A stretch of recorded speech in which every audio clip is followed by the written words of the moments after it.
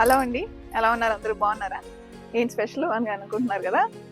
So ఏం లేదండి, స్పెషలే చెప్తాను. బట్ మీరు కనుక నా ఛానల్ ఫస్ట్ టైం చూస్తున్నట్టయితే ఇంకా సబ్స్క్రైబ్ చేసుకోకపోతే సబ్స్క్రైబ్ చేసుకోండి. మరి స్పెషల్ ఏంటి చెప్తున్నా. స్పెషల్ ఏంటంటే మరి నేను వెళ్ళి మన యువన్ గార్డెన్కి వెళ్ళి వాళ్ళ కల్చర్ ఏంటి తెలుసుకొని వచ్చాను కదా. సో మన కల్చర్ ఏంటో కూడా చైనా పిల్లకి తెలియజేయాలి కదా. చైనా పిల్ల కాదండి, చైనా పిల్లలు. సో చాలామంది చైనా పిల్లలు వస్తున్నారు.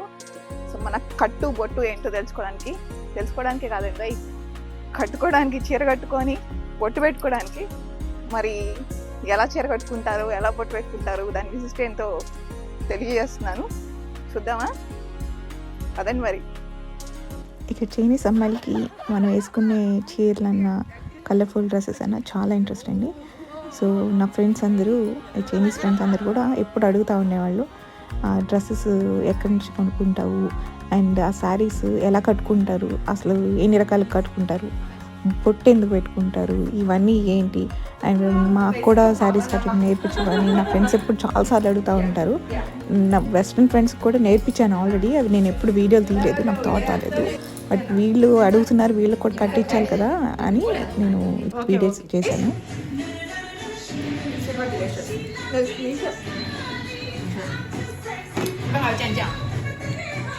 Is there any sauce for this? Yeah, this one. Oh, this one? Yes.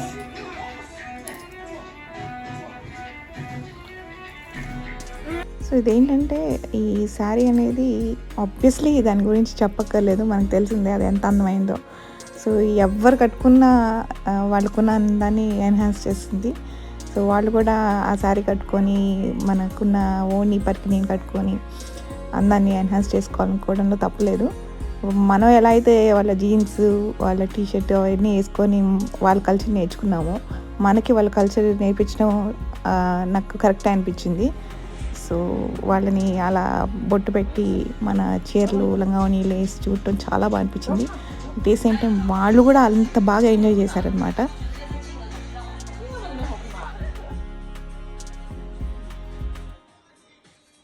So వాళ్ళకి చీరలు కట్టడమే కాదు, మనకి ఎన్ని రకాల చీరలు ఉన్నాయనేది నేను ఒక ఫోటో తీసి అండ్ దాని గురించి వికీపీడియాలో కూడా, నేను గూగుల్లో కూడా ఎతికి వాళ్ళకి ఇన్ఫర్మేషన్ ఇచ్చాను.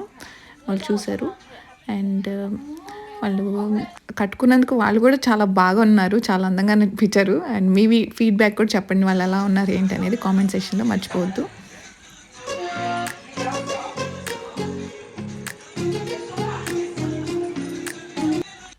ఓన్లీ చీర కట్టడమే కాదండి, జడ కూడా వేసాను. అంటే ప్రాపర్గా మొత్తం మనం ఎలా తయారవుతామో అలా తయారు చేసి బొట్టు పెట్టి గాజులేసి ఎక్కడ కూడా వీలైనంత వరకు మొత్తం మన ట్రెడిషన్కి తగ్గట్టుగా ట్రై చేశాను.